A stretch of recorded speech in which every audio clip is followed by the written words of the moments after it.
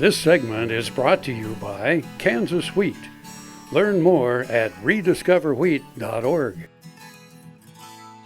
Hey folks, I'm Dawn Dawson with the Better Horses Radio Show, and we are here today on AGam in Kansas with the Horsin Around segment, and we're back with Ann White of the Vermillion Valley Equine Equestrian Center, I think I might have got that out close, and also the Basement Tack Store. And today we're going to talk about some goals that our children might be able to reach in the English world and even in the Western world with some programs that they have out there today. But you're very involved in the collegiate competitions, aren't you? Yes, I am.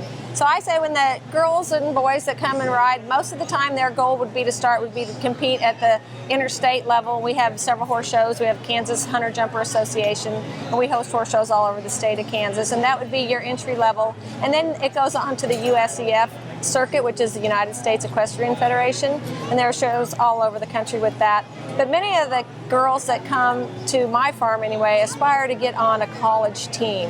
And then that's not going to happen if they just start riding or learning how to do some of the events in high school. It's a long process, isn't it, to get going? Yes. By the time, if you aspire to get on a college team, then you need to build up a resume and a show record while you are in high school. And there are several different programs in the country, whether it's an NCAA team or the IHSA team. And it's beginning to get more and more popular in the state of Kansas, where high schools are actually starting equestrian teams as well.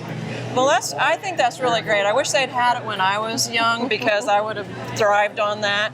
There's so many options. We have interviewed a lot of kids that are competing out on some of these college teams and what they do. Tell us some of how it works once they get to that college level competition. It's very interesting. It is very interesting. The NCAA format is different than the IHSA format, and that is when you have two schools that come and they call it a head-to-head competition. And the team members will draw a horse, and there'll be a person from each team that draw the same horse, and they have to go in and do the same pattern or the same course, and whoever gets the highest score on that horse, which they've never ridden before, then they get a point for their team.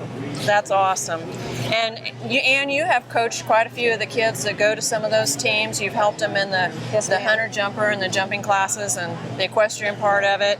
And so we highly recommend, if you're even thinking about it, get your young kids going on that when they're young so they can build up and learn it right and learn it on a good horse. Contact somebody like Ann White and get going with it. It's a fun event. So thanks everybody for joining us. Thanks, Ann, for helping us out with this. Stay tuned to AGam in Kansas, and thanks for listening to the Horsin Around segment.